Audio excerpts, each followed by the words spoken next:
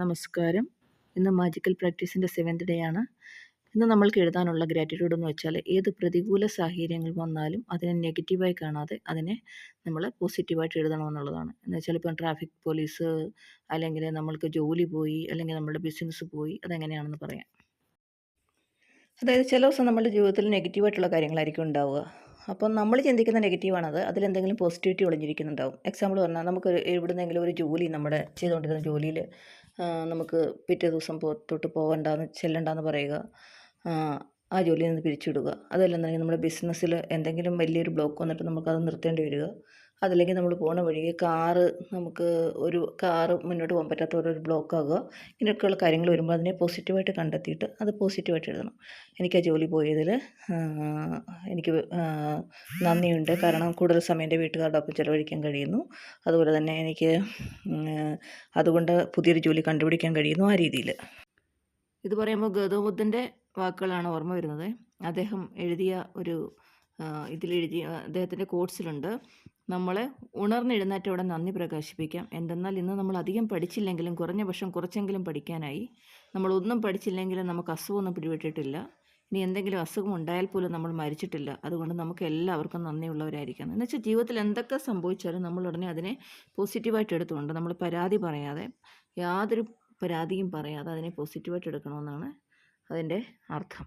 നമുക്കിങ്ങനെ എഴുതാം, ഈ സാഹചര്യത്തിൽ എനിക്കും എൻ്റെ കുടുംബത്തിനും ധാരാളം സമയം ലഭിക്കുന്നു എന്നതിനാൽ ഞാൻ നന്ദി പ്രകാശിക്കുന്നു. ഇപ്പോൾ ഉദാഹരണത്തിന് ജോലി വിട്ടുപോയാൽ നമ്മൾ എഴുതേണ്ടതാണ്, അധിക സമയം ലഭിച്ചതിന് എൻ്റെ ജീവിതത്തിൽ മെച്ചപ്പെട്ട ഒരു ചിട്ട കൊണ്ടുവരാനായി കഴിഞ്ഞതിൽ ഞാൻ നന്ദി പ്രകടിപ്പിക്കുന്നു. എൻ്റെ ജീവിതത്തിൽ അധികകാലവും ഒരു ജോലി ഉണ്ടായതിൽ എനിക്ക് നന്ദിയുണ്ട്, അതുകൊണ്ട് എനിക്ക് അനുഭവജ്ഞാനമുണ്ടായി. ആദ്യമായിട്ടാണ് ഞാൻ തൊഴിൽ രഹിതനായിരിക്കുന്നത്, അതിൽ ഞാൻ സത്യമായി നന്ദിയുള്ളവനാണ്. വേണ്ടത്ര ജോലി സാധ്യത ഉള്ളതിനാൽ ഞാൻ നന്ദിയുള്ളവനാണ്. ഓരോ ദിവസവും പുതിയ ജോലികൾ ഉണ്ടാകുന്നുണ്ട്.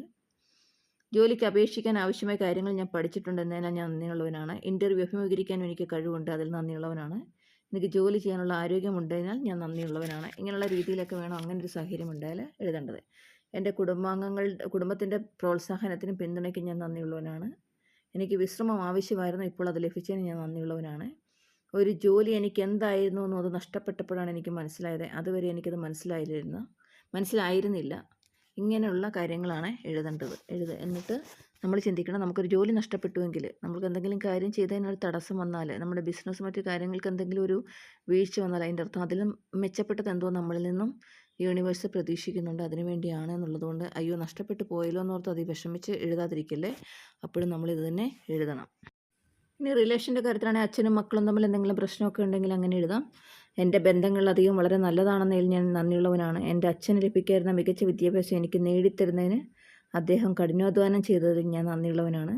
എൻ്റെ ബാല്യകാലത്ത് കുടുംബം പുലർത്തിയിരുന്ന അച്ഛനോട് ഞാൻ അങ്ങേയറ്റം നന്ദിയുള്ളവനാണ്, കാരണം അക്കാലത്ത് കുടുംബം നടത്തിക്കൊണ്ടുപോകാൻ അദ്ദേഹം വളരെയധികം കഷ്ടപ്പെട്ടിട്ടുണ്ട്. എൻ്റെ കുട്ടിയായിരിക്കുമ്പോൾ എല്ലാ ശനിയാഴ്ചകളിലും ബാസ്ക്കറ്റ്ബോൾ കളിക്കാൻ അല്ലെങ്കിൽ ഫുട്ബോൾ കളിക്കാൻ എന്നെ കൊണ്ടുപോയിരുന്ന അച്ഛനോട് ഞാൻ നന്ദിയുള്ളവനാണ്. അച്ഛനോടൊപ്പം ഇരിക്കാൻ കഴിഞ്ഞതിൽ ഞാൻ നന്ദിയുള്ളവനാണ്, കാരണം അച്ഛനില്ലാത്തവർക്ക് അത് സാധിക്കുന്നില്ല. അങ്ങനെയൊക്കെയുള്ള രീതിയിൽ നമുക്ക് എഴുതുകയാണ് വേണ്ടത്. അതുപോലെ എല്ലാ കാര്യങ്ങളിലും നെഗറ്റീവായിട്ടുള്ള കാര്യങ്ങളെല്ലാം നമ്മൾ പോസിറ്റീവായിട്ട് എഴുതുക എന്നുള്ളതാണ് ഇന്നത്തെ നമ്മുടെ ടാസ്ക് എന്ന് പറയുന്നത്.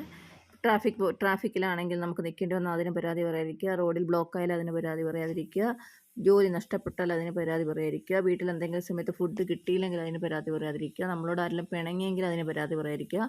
അതെല്ലാം നന്ദിയുള്ള രൂപത്തിലാക്കി എഴുതുക എന്നുള്ളതാണ്. അത്രയാണ് നമ്മൾ ചെയ്യേണ്ടത്. അതായത് എല്ലാത്തിനെയും പോസിറ്റീവാക്കി എഴുതുക. പിന്നെ ഫസ്റ്റ് ഡേ മുതൽ 6th ഡേ ഉള്ളതെല്ലാം കണ്ടിന്യൂസ് ആയിട്ട് എഴുതുക. അതിൻ്റെ വീഡിയോസ് എല്ലാം യൂട്യൂബിൽ കിടപ്പുണ്ട്. അപ്പോൾ ചാനൽ ഒന്ന് സബ്സ്ക്രൈബ് ചെയ്ത് കഴിഞ്ഞാൽ ഇനി ഇടുന്ന വീഡിയോസിൻ്റെ നോട്ടിഫിക്കേഷൻ നിങ്ങൾക്ക് കിട്ടും. അപ്പോൾ ബാക്കിയുള്ള ദിവസം കറക്റ്റായിട്ട് ചെയ്യാൻ കഴിയും. നന്ദി.